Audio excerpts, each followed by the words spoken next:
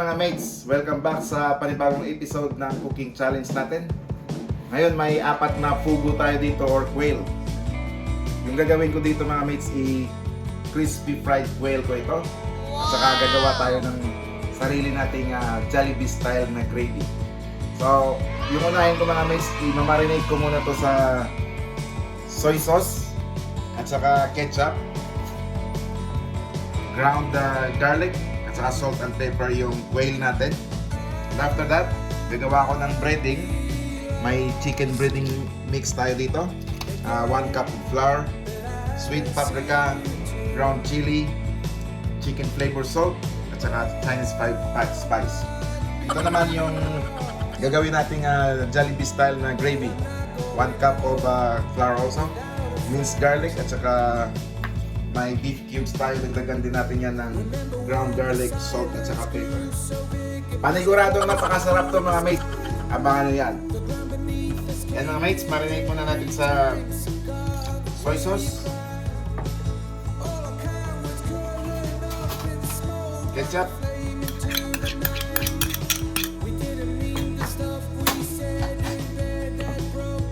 black pepper,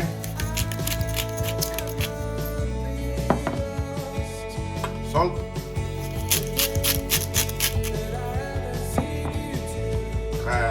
ground garlic.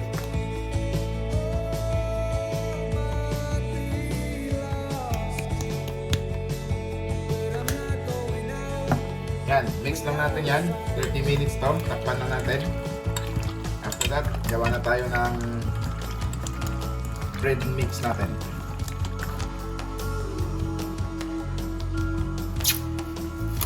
Minutes, takpan lang natin yan.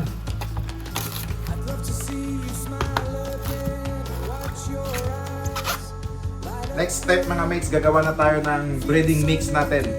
So napakasimple lang gawin natin. Meron tayong quick and easy breading mix na ihalo natin sa flour.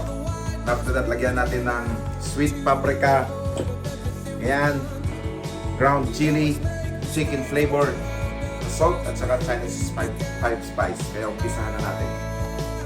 Alright, we're gonna start to mix our breading mix. 1 tablespoon of garlic powder, chicken flavor salt, 1 tablespoon each, ground chili, 1 tablespoon of 5 spice, and 1 tablespoon of sweet paprika. Then we're gonna mix our 1 cup of flour. We're gonna add that one if it's not enough. A little bit of salt.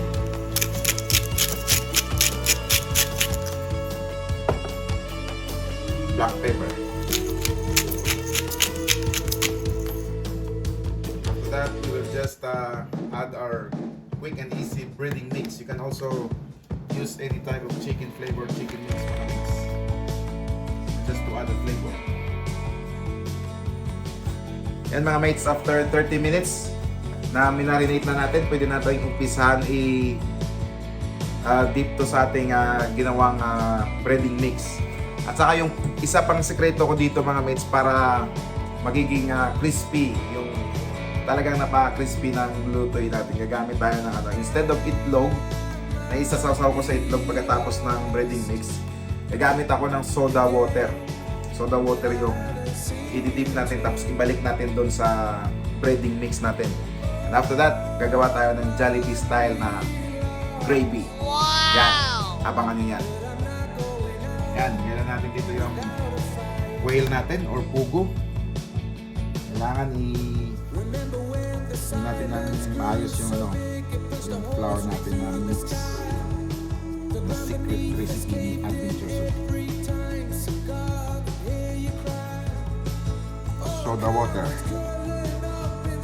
So that back here.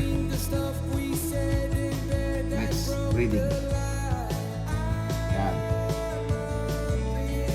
So gawin ko lang to sa 4 na quail natin mga mates. At yan lang yung process natin.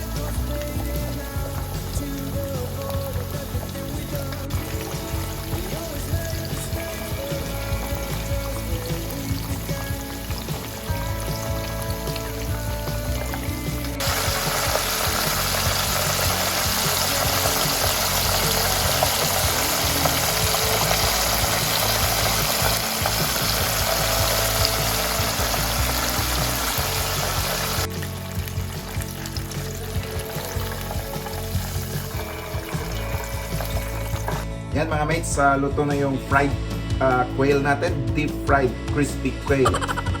Napakasarap nito, napaka-crispy mga mates. Kaya umpisa na natin magluto ng Jollibee style gravy. Wow! Ito yung titirahin natin na masarap na ulam. Cheers! Add butter.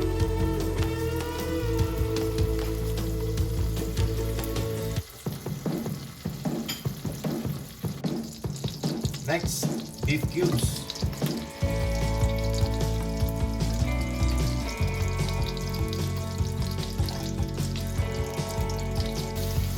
Water.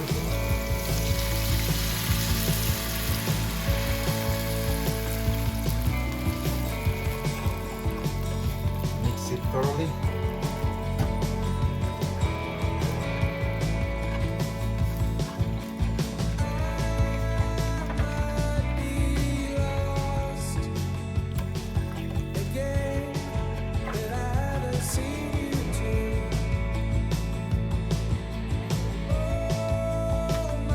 That, add our flour slowly and lower the heat.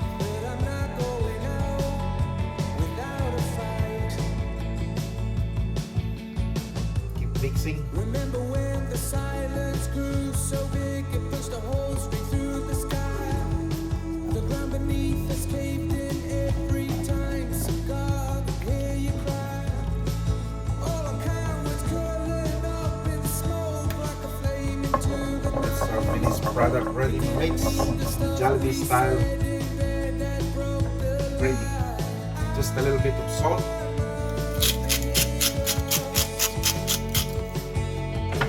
Black pepper.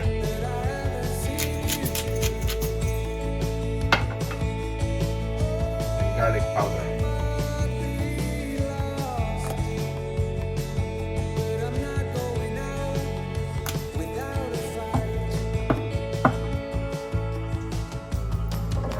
That's it.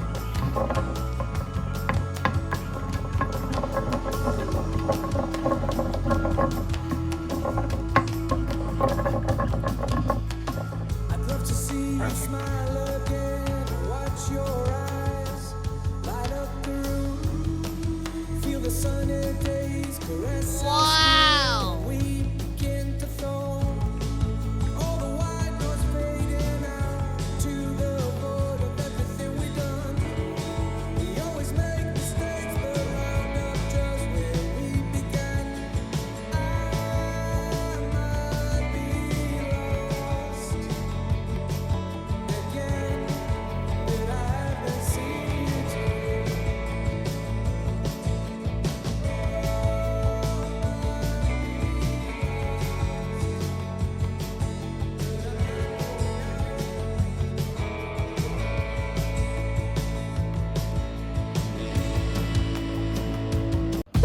Wow! Mana natin to. Ano?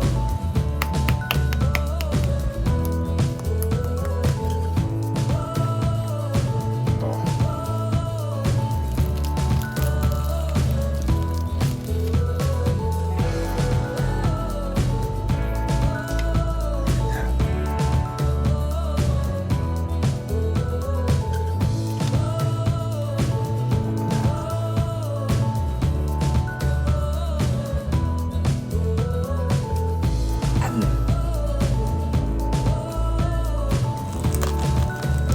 Wow!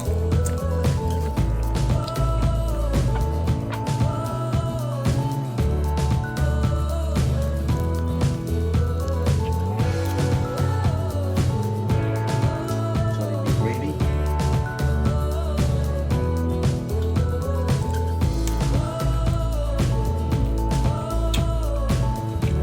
Perfect.